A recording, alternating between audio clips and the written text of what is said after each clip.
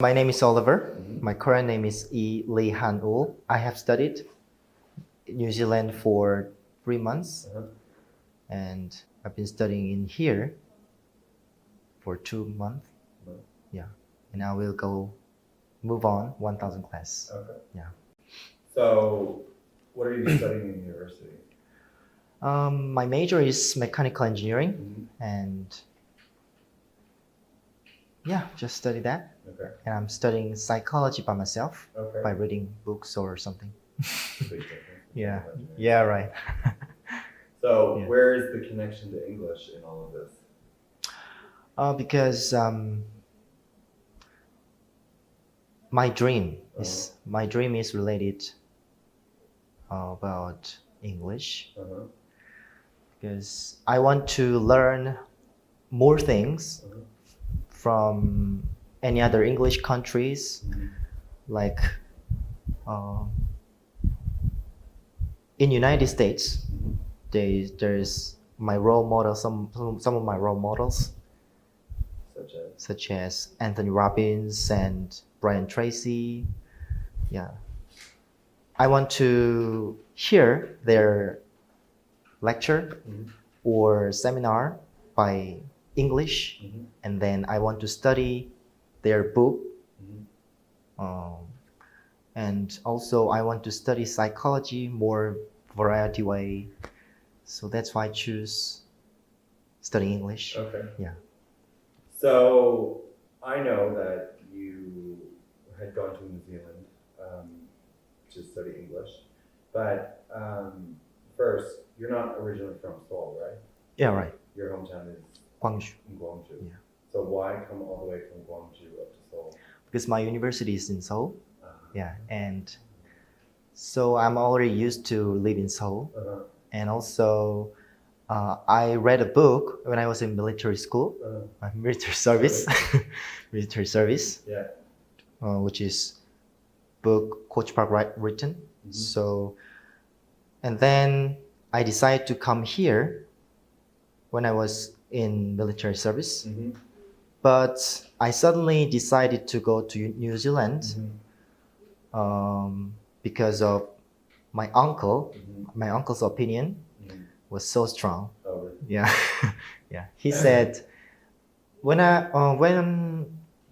go to New Zealand, it will make me more improve my English and also very helpful than studying in Korea. Okay. Yeah. So then you go to New Zealand because your uncle lives there. Yeah, right. So it's a great opportunity to go there. So going to New Zealand, what was the biggest challenge when you got there? Of course, it's English. Right. Yeah, because I'm a little bit scared about speaking English in front of foreigner people. So, beating scared of English is the first top priority for me. Right. So, I always tried to beat them by speaking my foreigner friends and traveling each other. Yeah, traveling to many places. Yeah. So now, what are the differences between learning English in language school in New Zealand and then learning here? Well, studying in New Zealand is takes very short time than here. Okay. First of all, and like they already study from 9 a.m. to 3 p.m. and every day, and then study reading for 1 hour and listening for 1 hour, writing for 1 hour, and grammar for 1 hour. It's like every day. Right. But it's not enough for me. Okay. And then also it's very slow to improve my English. And the difference between them is here is more specific to way of study English. The coaches, they know how to improve my English and they know exactly my present position. Yeah. So obviously, so we have a rule here that students aren't supposed to speak Korean. Yeah, right. So we try to control it as much as possible. And we only have certain areas where people can speak Korean. But just based on experience of in Canada, when we have international students come in, they normally speak to each other in their own language. Yeah, right. So do they have the same rule in the language school in New Zealand where, you know, it's okay, you have to speak English? Yeah, they have. Okay. But actually there's a few people to actually doing that, follow that rules. Okay. Yeah. So I think that's really important thing. Right. Yeah, because when I was in New Zealand, I actually avoid my friends of who from Korean, and I always hang out with my foreigner friends. Yeah. Okay. Yeah. Yeah, because it can become very easy if you meet sort of like somebody else who's Yeah. Korean or somebody Yeah. else from Gwangju when you're in New Zealand. Yeah. It can become really comfortable. All right. So do you miss it? Do you miss New Zealand? Yeah, right. Yeah. Of course. Really? Yeah. Didn't you find the accent difficult though? Accent? Their accent. Actually, I heard that New Zealand pronunciation is clear. Okay. Yeah, between British and American. Okay. Yeah, their accent is middle. Well, Yeah, I heard. it's neutral. I New don't Zealand know. has a neutral accent. No. Oh, really? They have a softer Australian accent Oh, in some ways, but it's quite Yeah. natural. yeah, but it was quite hard to understand.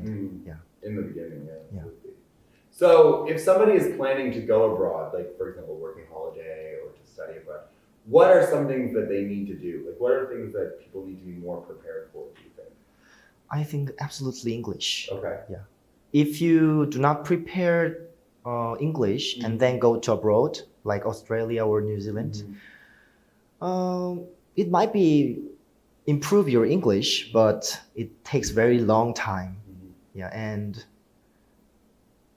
the environment of in there is much more hard than you think.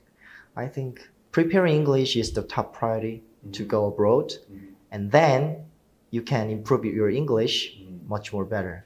Okay. Yeah. So what do you think a lot of people who are going abroad, what do you think they underestimate? I think Obviously when I moved to Korea, the biggest, obviously cultural differences, and we had food, but it was also like, for me, I was blind. Yeah, right. Because I couldn't read Korean, I couldn't understand Korean, I couldn't speak Korean. So when I arrived here, literally I was like deaf and blind. So I couldn't hear, couldn't see, because I couldn't do anything with Korean language. I knew nothing about it. And I think I underestimated how little English there was here. Like Yeah. for me, I thought, oh, people will speak English, somebody will speak English. But when I first arrived in 2008, it was zero. And I was in Daejeon. So I think students kind of go into working holidays very like, well, I'm just going to do this. And so I'll do 2 months of studying and then I'll go abroad. And they think they can handle it. So why do you think it becomes really difficult? What do they not expect when they get there? I think many people think they can do really anything they want in just go abroad, but there's many poor about IT or many problems. So Okay, well, let me ask you this. yeah. So you've been at this training center for 2 months. Yeah, right. How do you think this training center prepares people to go abroad? I think for English, Mhm. the most important in English is just listen Mhm. the foreigner says Mhm. and then speaking what they want to say. Mhm. Yeah. So I think that's enough to preparing for go abroad. I think as that way, this training center is very good to preparing abroad, Okay. go abroad. Yeah. And how do you think this training center is different from other academies in that regard?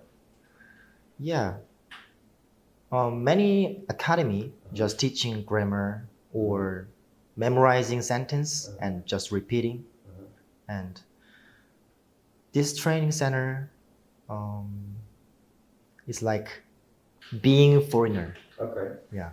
So I think that is the most different than any other academy. Okay. So if you could, like, if your friends told you, "Hey, Oliver, I'm going to go on a working holiday," what would you tell them? How would you tell them to get prepared? I'll tell you first prepare English, and then and then go, because English will not be improving as much you think. Okay. Yeah, I would say that. Yeah. Okay. Yeah. So what is your goal after this? So 2 more months. Yeah. And then what's the plan? I'll go back to my university, and then I will keep training English by myself, and then I will go abroad and live there maybe 4 years later.